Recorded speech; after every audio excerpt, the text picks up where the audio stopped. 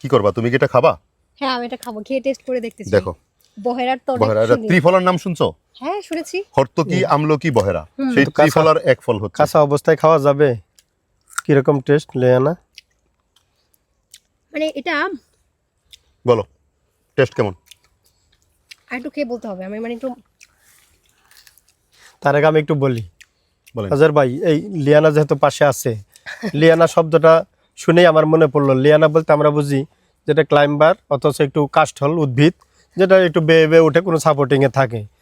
এই সেই বনে বাজারে যেহেতু লিয়ানা থাকে, কিন্তু ও আমরা এত বনে বাজারে থাকি, বনের জঙ্গলে আজহার ভাইও থাকেন, দেখতে পাচ্ছেন আমি কোনদিন এত টেস্ট করি নাই যে আচ্ছা। ফল খাওয়া যাবে না। আর লিয়ানা খুব দ্রুত সে খেয়ে দেখতে পারলো যে টেস্টটা কীরকম, আসলেই চমৎকার। আচ্ছা টেস্টটা এক্স্যাক্টলি এর টেস্টটা আমি বলি।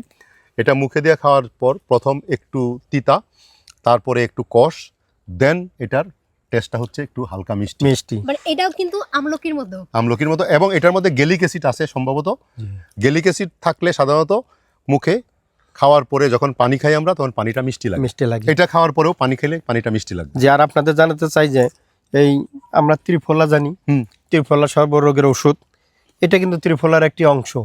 হরিতকি, বহেরা, আমলকি, তার মধ্যে সেই বহেরা আমরা এই গাছ থেকে পারলাম।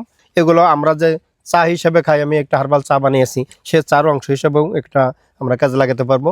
তো লিয়ানাকে ধন্যবাদ যে টেস্টটা বুঝিয়ে দিল, এবং আজহার ভাই আজকে এই সুযোগে খেয়ে ফেললেন। স্যার আপনাদেরকেও ধন্যবাদ। এখানে আরেকটা জিনিস একটু আপনাদেরকে বলি। আপনারা অনেক সময় আমাকে বলেছেন বা রহিম ভাইকেও এরকম বলেছেন যে আপনি এই গাছের পাতাটা কেন ছিললেন, এই ফলটা কেন ছিললেন।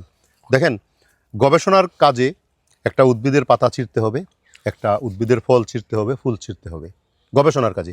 কিন্তু অপ্রয়োজনীয়ভাবে কোনো দিন ছেঁড়া উচিত না। আমরা যে ফলগুলি ছিঁড়ে নেই, পাতা ছিঁড়ি, ফুল ছিঁড়ি, প্রত্যেকটাই গবেষণার কাজে। আপনাদের সদয় অবগতির জন্য আজকে এই বিষয়টা একটু জানিয়ে দিলাম।